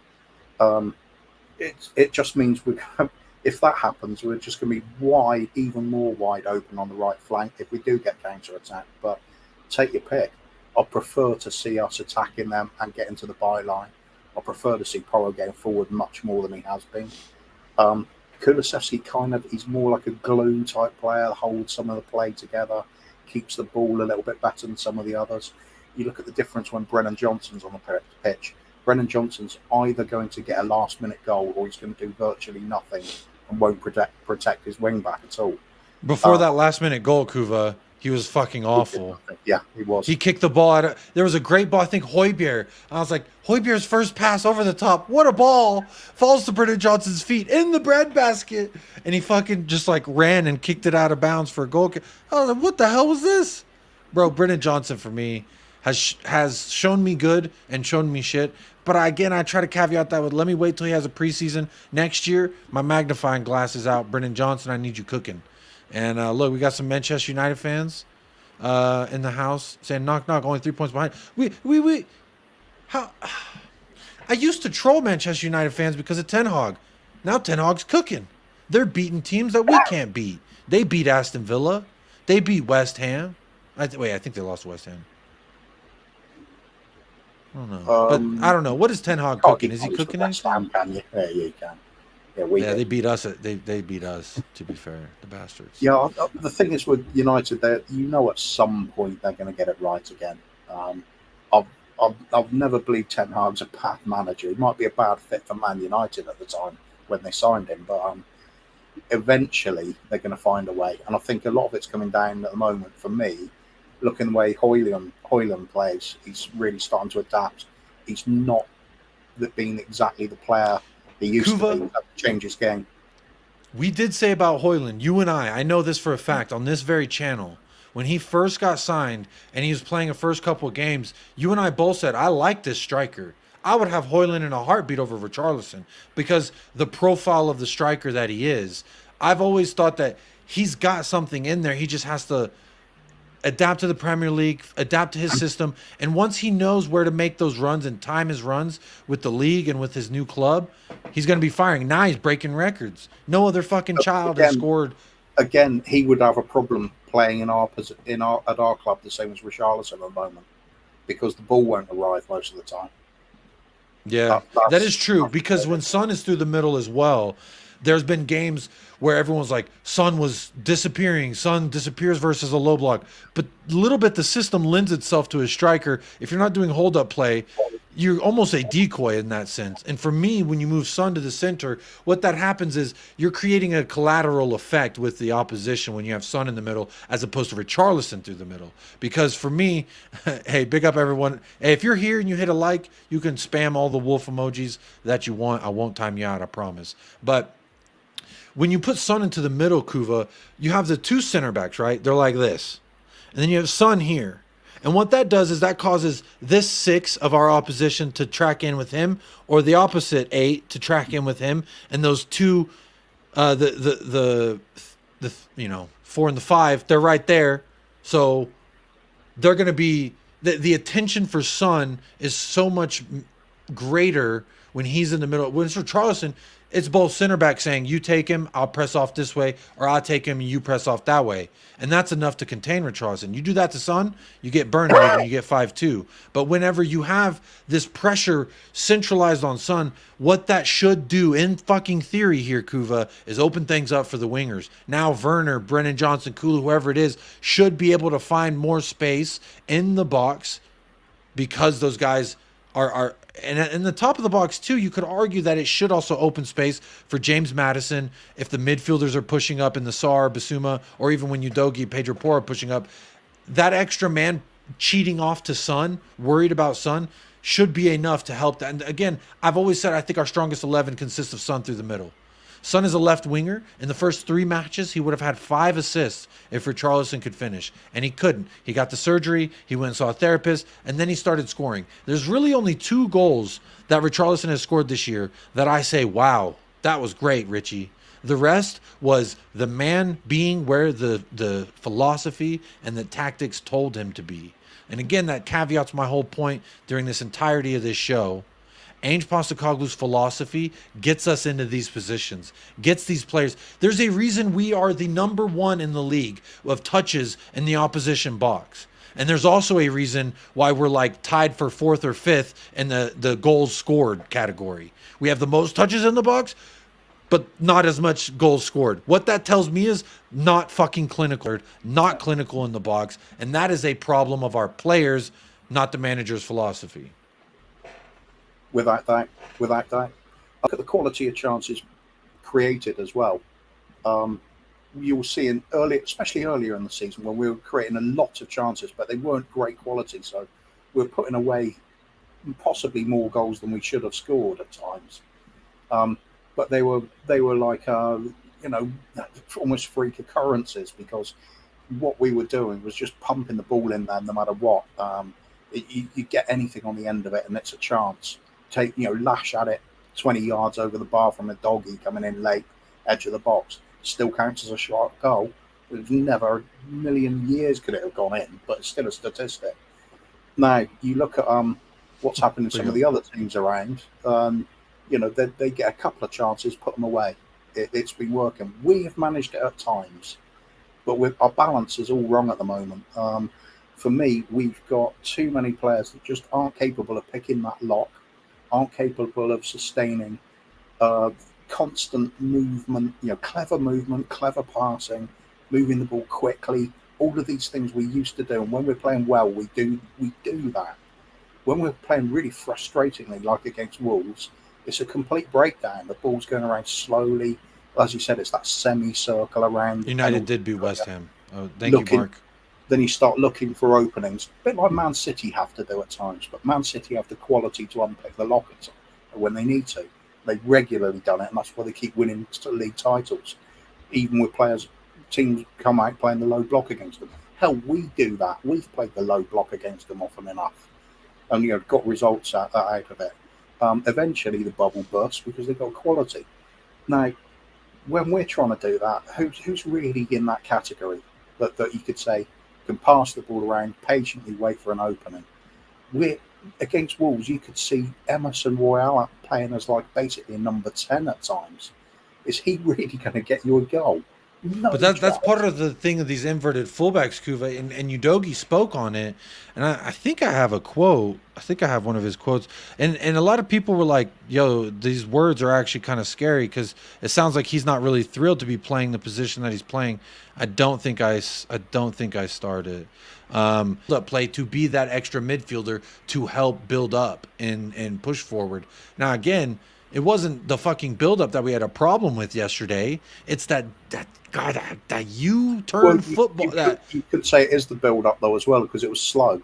If you move the ball very quick. Yeah, you're right. And you saw most of our big chances came when there was quick counters on our part, or it was a quick build-up, bang, bang, get someone out and running.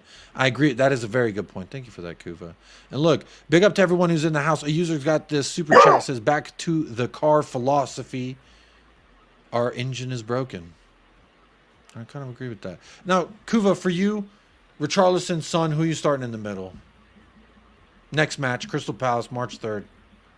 I think you've got to keep Richie in the middle because I don't want to see Werner out on the left. So Sonny's going to go out on the left. I'll need to see Sonny and Maddison in the team. That's the only two forwards I definitely must see. My thing is, like, if the philosophy is asking for these wingers to just stand there, why just give Richarlison, put him out left then, and just have him fucking stand there? Because how many times I just get so frustrated yesterday thinking about the times where like just Son was out there on the left, and I'm like, come on, Son, dribble the ball, shoot the ball. He's just like, yeah, here you go. I'll just lay it off. Oh, there's Ben Davies. Boom. That's the. Do we know if Porro and the doggy are going to be back?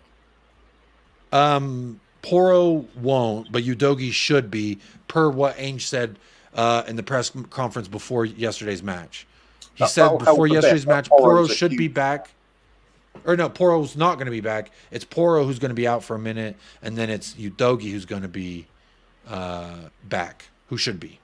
Well, Udogie's got at least got a bit of pace, power about him, and he can chase back, do a bit of defensive work as well. He does help a bit with the left, but he's not like this, amazing forward on the left wing, is he? He's not a silky smooth dribbler who's going to score you 20 goals a season. He's learning his way still, and it will improve the team. But we just have too many players that are like off it at the moment. They are not on form. And even the ones that, you could say, you don't say it's a drop in form with Richarlison. He's just never been a prolific goal scorer in his entire career. It's kind of harsh, really criticising him at times, though, because as we've seen with all strikers for us in the last few seasons, there are games where we simply don't get the ball anywhere near them. Is that their fault then? It's really hard to kind of, judge how well sometimes they're doing. Sonny in particular, Sonny can be in the middle of a goal-scoring run, and then he'll come up with one game where nobody manages to pick him out. He makes the runs and it doesn't happen. Or Dave with the Irish Hotspur was alluding to this, that Richarlison's not getting enough service, and that why I saw some of those comments about that. Is Richarlison? He said something like, "Let's be honest, is Richarlison getting enough service in that position to be effective?" I just I think back of all the times when I'm like, come on, Richie. And I'm like, fuck, if that's Kane or Son, he finishes that. Maybe I'm spoiled in that sense. I blame Kane now that I think about it. Harry Kane, you spoiled me. I got used to my fucking striker picking the ball up and scoring anywhere he wants to. This is the point I was making about Richarlison earlier. I think some people took it as me insulting him, but it isn't when I say he's your tap-in merchant. He's the 6-yard predator, 6-yard box predator. Score with his header or look for get on the end of the ball in there where it matters. You cannot say he's the same sort of player Kane was, who could drop out deep into the midfield, shrug off a couple of players, and then hit a world-class finish into the bottom corner from 25 yards. That is never going to be Richarlison. So that part of his game is not there. So Richarlison becomes your typical box predator, which does mean the bread and butter is tap-ins and headers.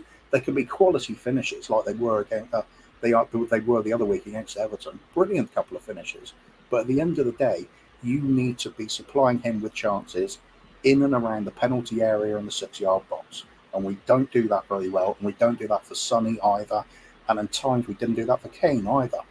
Now, Sonny and Kane have got other strings to their bow. Sonny's very good at, as we know, running with the ball and hitting those bending shots from further out at the edge of the box, that kind of thing. Kane can fit them from outside of the box. Kane does everything. That's why he was such a great striker for us. Sonny's a great player for us as well. He was never going to be a Harry Kane. He's a different kind of player, but he has his uses. We just simply do not have the talent in numbers to replace players when they go missing. If Sonny goes off to the Asian World Cup, or Maddison's out, who replaces them? We're grasping at Celso trying to suddenly come in for Maddison. He does okay in a couple of games. He goes missing in some others. He's never really shone for us, has he? He's never been consistently, wow, he's got to play. Again, Richarlison, he's limited. He's doing okay for us, but nothing more than that. But OK isn't going to get anything if the rest of it's crap. Kulusevski, I'm going to ask this. Does a title challenging side, does a title winning side have Richarlison as their starting number 9? I agree with Dave from the Irish Hotspur. Shout out the Irish Hotspur. Make sure you are subscribed to the Irish Hotspur every single time. Says if you don't get the ball into the box, your striker doesn't score. That it's that simple. Even Haaland wouldn't have scored yesterday for us, and I actually agree with that. I don't think Haaland scored. I don't blame Richie single-handedly for yesterday.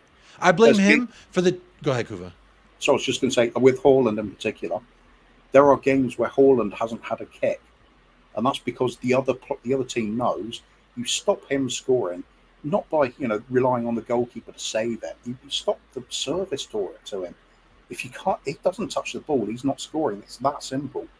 Now, it's a lot easier to do with us because we've got so few players that are really up to the standard anyway. When you can do it against Man City effectively, should be a lot easier to do it against us, shouldn't it? Just cut out service to the striker because we haven't got players. Who do we have that regularly scores goals from outside the box now? Literally, Richarlison was the last one. It was only the only one, but he was the last one to score from outside the box. I low-key, yesterday, during the watch-along, kept saying, why is Son not... If I'm on the sideline, I'm saying, shoot it, son. You have the ball at your feet. Just cut it, shoot it. I don't give a fuck if you miss. My chances are better of you scoring if you shoot it than if you lay it off to Ben Davies. Now, I know the system is telling him to lay it off to Ben Davies, and that's... There was a comment from PC Matt that I liked that was, something doesn't sit right with me when our best, most lethal finisher... If you pick anyone in the squad, give them the ball... And you're told we're going to drop him somewhere, and will he score with the ball at his feet? Will he put a move? Who's going to put it in the back of the net? My money every single time I'm putting on Son because I've seen him left foot, right foot, middle foot. He's scoring outside the box, inside the box. He can do that. I don't like my most lethal finisher out in left field, no man's land, just fucking standing there. That's what I don't like, and that's why I'm like, if that's what the system wants from the winger, to be that guy just waiting out there to try and draw... Newsflash, it's not drawing them. They're camping back more, and they're using their right midfielder to pull into that pocket, and that's why we're not seeing any... But if the idea is to have him sit out there to pull those players out, like, bro, let Richarlison do that. Why is our best player being a decoy? And that's what I don't like. I also didn't like that when Timo Werner came on, at first he was run through the middle and Son stayed out left. And then eventually they were like, yeah, switch that because it was fucking shit. But I don't know, Kuva. Maybe I'm being nitpicky. Look at international football as well. Do you remember all those years where Argentina were failing because the team just wasn't working very well? They had Lionel Messi in the team. The teams knew that he cut off the service to him. They got nothing. Because they were very poor for a long time. It took them a long time to build up the sort of talent to regularly get him involved in the game. And as he did, eventually got himself the World Cup winners medal, but not for a long time. It was always a big criticism held against him. But you've got to look at what's happening around the player. Some players are able to sort of rise above it at times. You can't do it every game. You can't be like the old Roy of the Rovers comic strip sort of footballer that runs past 10 players and slams it in the top corner every week. You've got to rely on teammates. And I just don't feel we have a very good forward line to select from at the moment. We really don't. If I'm honest, it's been like that for a long time now. We've only had Son and Kane. Who else was in their sort of bracket in recent years? I can't think of anybody. Yeah, me either. Dave here says that Madison was crap, Son was crap, Kulu was crap, and that Richie's the fall guy. I agree. Madison was crap, Son was crap, Kulu was crap, Richie was crap as well. I think, I don't know what the right answer is. Again, if you saw me getting fucking shooken up on This Is Football earlier before this show, I said, this ain't Sky Sports.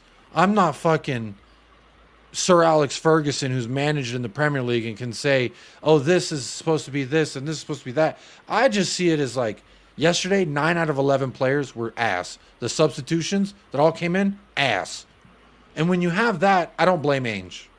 And that was kind of the premise of this whole show. Is like, I don't blame Ainge for him having Richarlison as our number 9.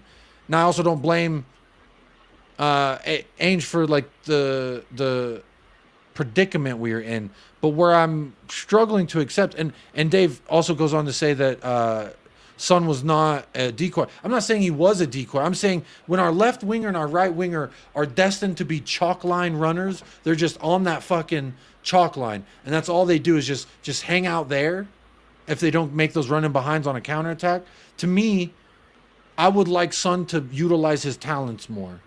If I need someone to just stand out there and be on the chalk line with the ball, being a passing option, fuck it. Get Werner out there. It don't really matter. Because my whole point is Son is the best forward in this team. Hands down. I don't care what anybody says. I know that. And I ain't got to be on Sky Sports to know that. Ainge knows that.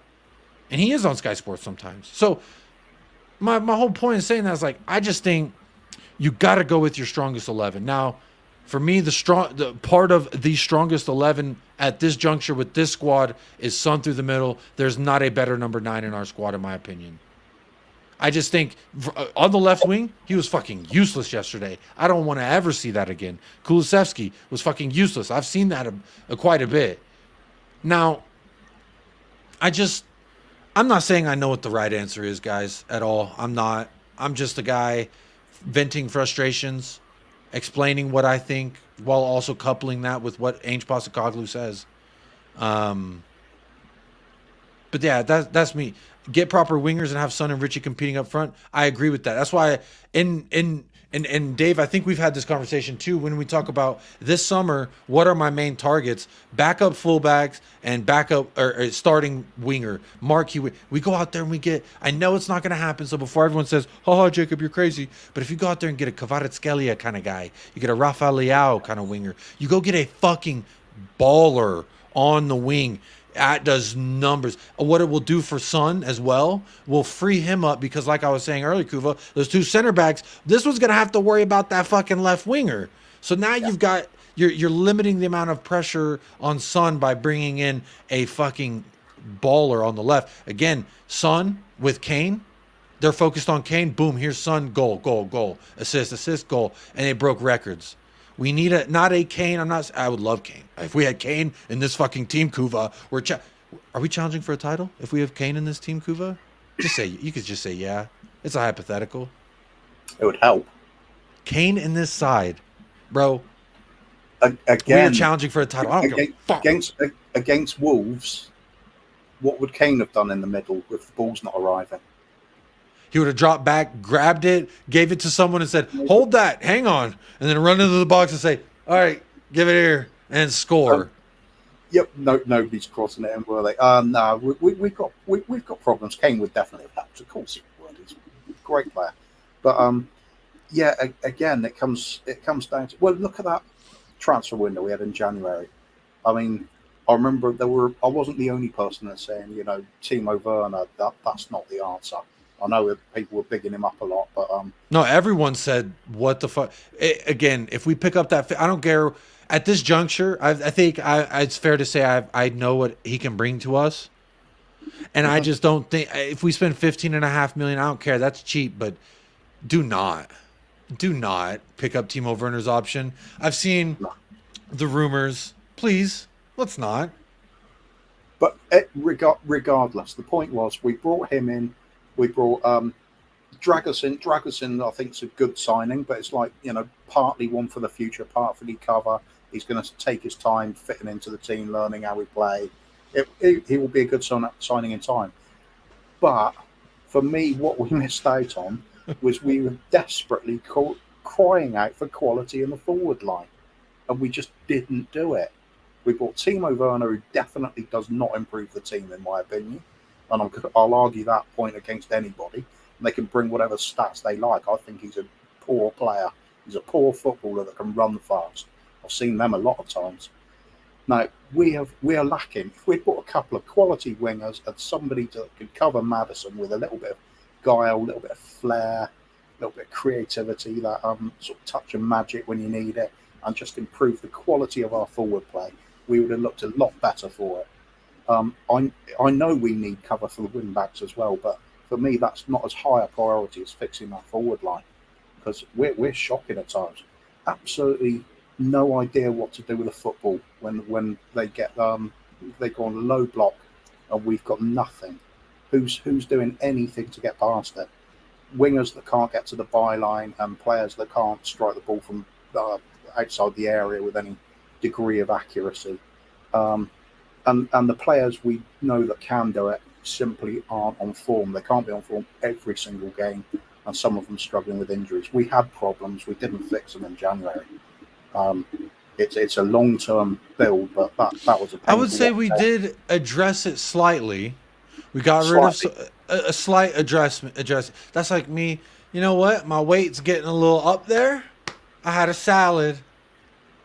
Oh, And wait in a the minute. morning, I had a I just smoothie. thought- But then that night, I had pizza. And then that night, I also had cookies. And then the next morning, I had pancakes. I've just thought it's a 15 out of 10 window anyway because we got rid of Eric Dyer. So Ooh-wee. He's starting for Dyer, and they're doing this. It's funny. The formula, you add one Eric Dyer, and what starts happening? You lose him. And now your fucking manager's about to get sacked, all that. I will, yeah, look, that's going to do it for the show, though, y'all. I have appreciated every single one of you. Please stick right here. I will be sending you on to Staffy TV, and I don't know how to troll him this week, so just say fucking, what should we say, Kuva? What's a player he doesn't like? Oh, McTominay. He hates McTominay. Who doesn't like? Staffy. He's a Manchester United fan. Let's think. There's so many to choose from, isn't there? McStaffy. There we go. Wonderful Queen. Nailed it. When y'all get over there, say McStaffy TV. All right? Everyone just spam McStaffy TV. I will send y'all on over there. Kuva, before we say goodbye, do you have any final thoughts, any words of hope that you want to give Tottenham Hotspur fans? Because we're going to suck on this loss for fucking 2 weeks. It's just going to be tough to take. There's going to be more games like it this season, I think, unfortunately. Until we have a squad with reasonable cover in all positions. I shouldn't really say cover, I should say competition in all positions. Because it should be a squad game where you're not concerned whether it's one wing back or another taking that place, because they're both round about the same level. Yeah. That until we get that, we're going to be struggling at times. And what we can't do, as far as I'm concerned, is keep swapping managers. If we just keep doing that, the cycle will go on forever. And to be fair, I've said that with Mourinho and Conte, and I didn't even want those managers. But it was better to keep them if you're aiming to win something than to keep changing. Right now, got to stick with it. We're implementing a new style of play. It's going to take time, and we've got players that aren't good enough for it. We know this. So what is the point in getting too upset about it right now? I think for me, when Ange took over, I thought, he said himself, 4 summer windows to fix this. 4. And that's what we based our assessment, right? In the beginning of the season, we said when the first window closed, we said that's 1. Yeah. When January closed, we said that's 2. I'm Now, still that's not 2 window, more. is it? It was We a still window. did summer windows. Oh, we said 4 summer windows. Yeah. I'm saying 4 total windows until I'm saying, Ange, you've got the squad you want. And now I need you to do something for me. No, now it's all good. I'm with what Ange said. I looked at this squad before this last summer, and I was picking out about 18 players I think could go easily. They're just not. Yeah, good enough. bro, That's 5 of them colossal. were goalkeepers in our roster. And then it's going to take so many years to replace them. But by the time you have replaced some of those, players like Sonny are going to be coming towards the end of their career. That's another massive hole to fill when he goes. So it's a long love a term. massive hole to fill, though. It's a good it's a problem to have. mess. It's a mess built over many years, and it's going to take many years to fix it as well. There is no think you missed that magic one, manager though, that's Kiva. going to turn it all around. You have said to it was a wait. massive hole to fill, and I said that's sometimes a good problem to have. But Yeah, what was it called me at the start of the show? oh, I called you a steam hole reliever, is what it was. Steam hole. Cuba, you steam hole. You're a steamhole valve is what I think I said. I don't know. But look, before I say goodbye, I would be remiss if I didn't say thank you to everyone who did vote in the poll today. 170 votes. So Shirley, but don't call me Shirley. We might be on 150 likes. We are not. We're on 123 likes. We're very close. We were very close, but not quite there. Make sure you are hitting. Do me a favor. It's absolutely free, and it is pertinent that you hit a like, that you hit a subscribe to United Spurs of America. 3 Spurs Boys is also in the description of this video. You like Kuva, you want some more, you say, I did not get enough Kuva. Go to 3 Spurs Boys, make sure you subscribe there as well. I am going to be sending you over to Staffy, but before y'all go over there, just go ahead and make sure that little like button is highlighted. Make sure you are subscribed to the channel. We are on the road here to 4,000. Creeping ever so gently, much like a Tottenham Hotspur attack versus Wolves. But also, I want to say thank you so much to the sponsors of the channel today, because that shit definitely means something to me. That's what I'm talking about. This shit means something to me, man. That shit means something to me. I love the way he emphasizes that. Means something to me. But anyway, speaking of means something to me, Chang with the first super chat. That shit means something to me. TJ Warren with the member chat. David Shear with the 5 United Spurs of America memberships gifted. Then we had Benito Sotelo with his first ever super chat to United Spurs of America. And then Shafay, a user. Big up a user. This is not your first. This is not your only one as well. Big up David Shear, always sponsoring the shows. Big up Donovan being a member for 4 months, and a user with 2 final super chats, just telling us the engine is broke. We need to fix that midfield, and I agree. Philly didn't get to vote because he just got here 5 minutes ago. I apologize. Give a little awoo. If you hit the like, hit a little awoo. All right, that's the spirit of the Wolves. Fucking Hassam. That's still one of my favorite videos that he did when he was trolling me the first time we lost to Wolves. Lamina, goal. It's silly. You got to go over to This Is Football to find it. But look, y'all, I've appreciated every single one of you. My final thoughts for today are: look, while it ain't pretty and it ain't perfect, neither is a fresh oak tree when you plant it. When you plant that little acorn, it takes years for that motherfucker to show anything promising. I'm not saying we're going to take that long. We may be more of a tomato in season type of plant. You know, plant it, water it, just wait, and it's going to happen. We'll find out eventually. But look, I think there's enough that Ainge has shown me that he has my confidence, my backing. Ainge out to me is laughable. You are clearly an op if you want Ainge out. Or somebody should give you a hug. What was that face, Kuva? I'm just looking at these comments from Harry Spence. Use my platform to denounce ANGE. Why would I do that? I'm a big fan of ANGE. What are you doing, Harry? Really odd comment. If you could see his picture, it's this old white guy and he's ripping a bong. Fair enough. Can you They see- could explain things. Yeah, it probably just had a fresh rip. Look at his profile picture. He looks like a science teacher who's taking the science project too seriously. But look, y'all, I appreciate it. Look, Wonderful Queen was giving me a lot of shit over at This Is Football. I absolutely got cooked today on This Is Football. Not one of my prouder moments. Bro, they immediately just fucking rattled me from the jump. And it sucked. Being the only guy there whose team lost on the weekend fucking sucks. But anyway, look, y'all, I appreciate every single one of you. Stick around. And if you do go to Staffy TV, just make sure you say at least Jacob Raid or McStaffy in. McStaffy in. I like that. So make sure you do one of those 2 things. Let them know that I sent you. But until next time, folks, there's a couple more things you need to do, but it's very simple, very easy. I need you to stay blessed. I need you to stay fresh. I need you to up the lads. And come on, you Spurs. Just a little. Come on, you Spurs. You know? Quiz. Quiz.